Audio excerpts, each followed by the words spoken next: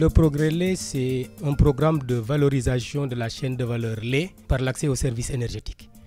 Il consiste donc à mettre à la disposition des éleveurs dans les villages du Sénégal et de la Mauritanie des plateformes énergétiques pour la conservation du lait, mais également pour l'électrification des ménages et des infrastructures socio-communautaires. Du point de vue de son objectif, le premier objectif, c'est de développer de l'entrepreneuriat féminin, notamment pour les femmes, pour les aider justement dans la collecte du lait à la base à s'organiser davantage.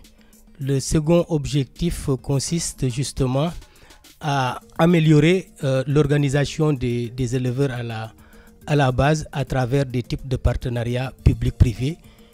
Et le troisième objectif consiste à développer un marché autonome de commercialisation du lait, tout en sachant qu'on donne la possibilité aux organisations à la base de pouvoir disposer de possibilités de conservation du lait. Quand on analyse la chaîne de valeur lait au niveau des deux pays, on se rend compte de deux paradoxes. Et c'est ce que l'on a appelé dans le concept du projet le paradoxe du lait. Dans les zones de production de lait, il n'y a pas d'accès à l'électricité, au point que les éleveurs à la base versent leur lait parce qu'ils n'ont pas de possibilité de conservation. Et au niveau des zones où il y a de l'électricité, c'est-à-dire les zones urbaines, où il y a les industries de transformation, il n'y a pas de lait. Ça, c'est le premier paradoxe. Donc là où il y a du lait, il n'y a pas de possibilité de conservation, il n'y a pas d'électricité. Là où il y a de l'électricité, il n'y a pas de possibilité d'approvisionnement en lait local. C'est le premier paradoxe. Le second paradoxe, c'est lié au fait que le Sénégal importe jusqu'à 60 milliards de francs CFA par an, alors que le potentiel valorisable s'estime à plus de 70 milliards de francs CFA par an. Donc, si on valorisait les potentialités en lait au niveau du Sénégal, on peut arriver certainement à une autosuffisance en lait.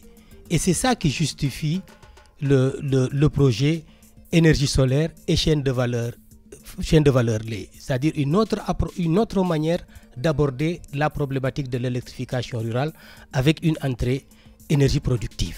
D'abord de la production, de la création de richesses et après, ce serait justement l'accès à l'énergie sociale. C'est aussi une autre manière de montrer que l'électrification rurale n'est pas uniquement le fait de tirer des lignes.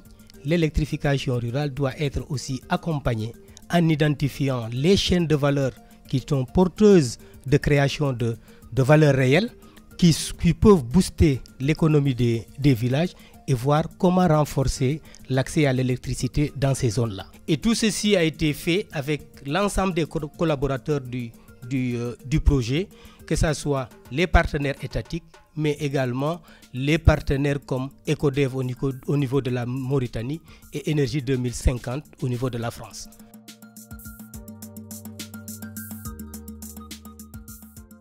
Tout le raisonnement qu'il y a aussi derrière le Progrès Lait, c'est de voir comment au-delà de cette action, qui va être mise en œuvre évidemment soutenue par de la finance et de l'action publique, comment on va pouvoir déployer ce type d'initiative ensuite ailleurs et faire en sorte qu'elle soit pérenne et qu'on puisse renforcer les mécanismes de financement pour que les éleveurs, les personnes qui collectent le lait puissent en tirer des revenus et aller au-delà de simplement la production de lait, mais aussi créer toute une chaîne de valeur économique autour de ce processus. Et donc là, on va travailler aussi sur les mécanismes climat, ce que l'on appelle la finance climat, qui doit permettre d'accompagner ce type de projet et de voir enfin comment on peut le déployer, parfois même peut-être sans soutien public, dans des endroits sur lesquels on peut imaginer des mécanismes complémentaires de financement. Donc voilà, ça c'est tout l'enjeu de ce projet, sachant qu'il ne peut fonctionner que s'il y a une complémentarité absolue entre les pouvoirs publics, les acteurs de la société civile, les acteurs de l'économie, les acteurs du rural et aussi bien évidemment les acteurs internationaux de la coopération.